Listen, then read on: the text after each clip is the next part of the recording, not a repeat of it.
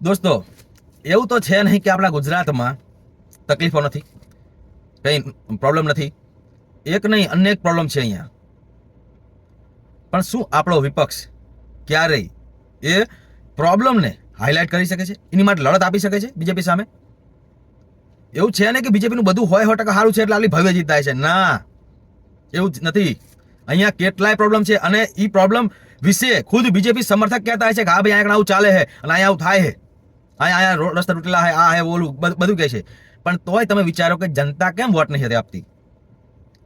કેમ કે જનતા જોવે છે કે જે વિરોધ પક્ષમાં રહીને આપણા હક માટે નથી બોલી શકતા, એને સત્તામાં લાવીને કરવાનું શું? આટલા બધા પ્રોબ્લેમ હોવા છતાંય ગુજરાતમાં વિપક્ષ ક્યાંય મતલબ મજબૂત લડાઈ આપે છે? મતલબ થોડા દી માટે હો કરશે, પછી લાંબી લડત આપે ક્યાંય? બાકી પ્રોબ્લેમની કમી છે આપણા ગુજરાતમાં. તોય આ લોકો બસ મોજથી આરામ કરવો છે અને વિચારે છે કે લોકો એને વોટ આપી દેશે.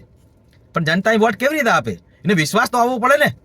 હા, તમે આશા રાખતા હોય ક્યારેક એવું થાય કે જનતા કોંગ્રેસને જીતાડી દે કંઈ કામ કર્યા વગર? વિચાર થાય ખબર છે કે બીજેપીથી હાવ એટલે હાવ આમ ઘરા સુધી આવી જાય ને તે દી જીતાડે, તે દિવસની રાહ જોવો. બાકી તમારો જે મેઇન માણસ છે ને, તમારો સેનાપતિ રાહુલ ગાંધી, એના કારણે જ આ જનતા તમને વોટ નહીં આપતી. જેમ કે ભલે ગુજરાતમાં ગમે એટલા પ્રશ્નો હોય, પ્રોબ્લેમ ગમે એટલા હોય, પણ એ જાણે રાહુલ ગાંધી જોવે ને તાણે એમનું મન મરી જાય કે આના કરતા બીજેપીને દેવ સારું. તમે વિચારજો એ વિશે કે આટલું થયા છતાંય કેમ લોકો વિપક્ષને વોટ નથી આપતા? આ કે પ્રોબ્લેમની કમી છે?